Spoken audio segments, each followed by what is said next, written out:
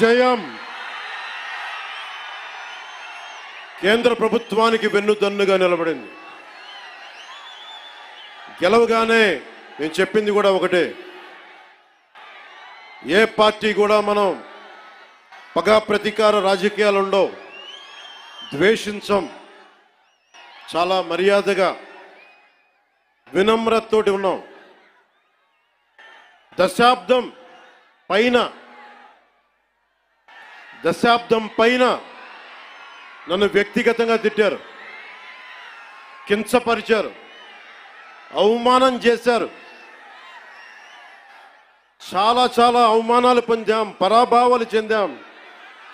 ఏ రోజు పల్లెత్తు మాటల్లా స్థాయి పెరిగిపోయి ఏ 7 కొండల వాడైతే, ఏ కలియుగ దైవం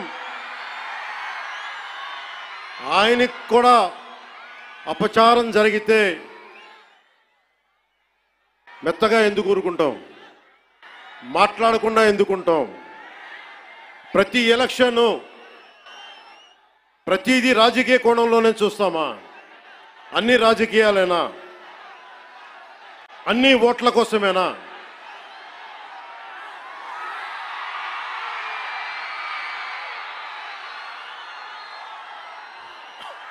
నా జీవితంలో ఇలాంటి రోజు రాకూడదని ప్రార్థన చేశాను. మనస్ఫూర్తిగా చెప్తున్నాను.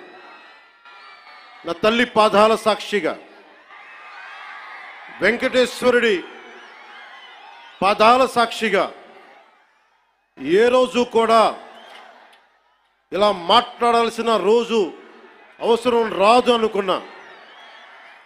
కానీ వైసీపీ నాయకులు తెప్పించారు ఈ రోజున.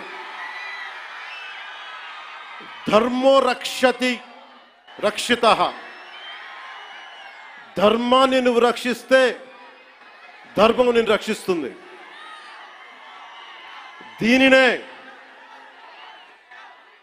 Eminent jurist, legal luminary Nanabhoy Palkhivala గారు చెప్పారు ఒక మాట. ధర్మో రక్షతి రక్షతః అని ఆయన చెప్పిన మాట. లా ఈజ్ కోడిఫైడ్ ధర్మాన్ని. ధర్మాన్ని ఒక క్రమంలో బిగిస్తే, ఒక చట్టంలో బిగిస్తే అది చట్టం అవుద్దని. ఈ రోజున నాకు అన్యాయం జరిగింది, నేను బయటికి రాలా. అన్ని ధర్మాలకి గౌరవం ఇచ్చే సనాతన ధర్మానికి ప్రతిరోజు కొన్ని దశాబ్దాలుగా అవమానం చేస్తూనే ఉన్నారు, భరిస్తూనే ఉన్నాం. కల్తీ ప్రసాదాలు పెట్టారు. ఇదే తిరుపతిలో గతంలో జరిగిన వారాహి సభలో మీకు తెలియజేశాను, అపచారం జరుగుతోంది, సరిదిద్దుకోండి అని చెప్పాను.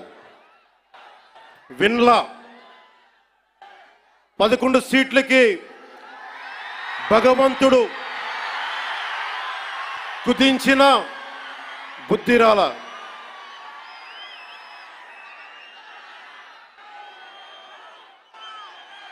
కొంత నేను ఈ స్పీచ్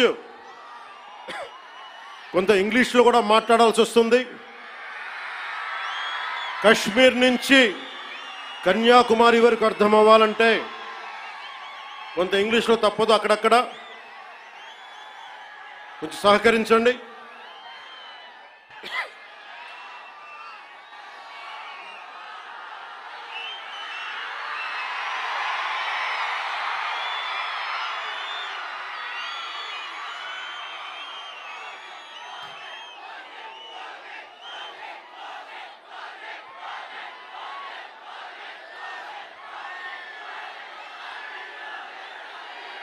This is regarding మీరు ఇక్కడున్న యువతకి, ఇది ఎలక్షన్ సమయం కాదు. వినండి, ఇది ఎలక్షన్ సమయం కాదు, సినిమా సమయం అంతకంటే కాదు.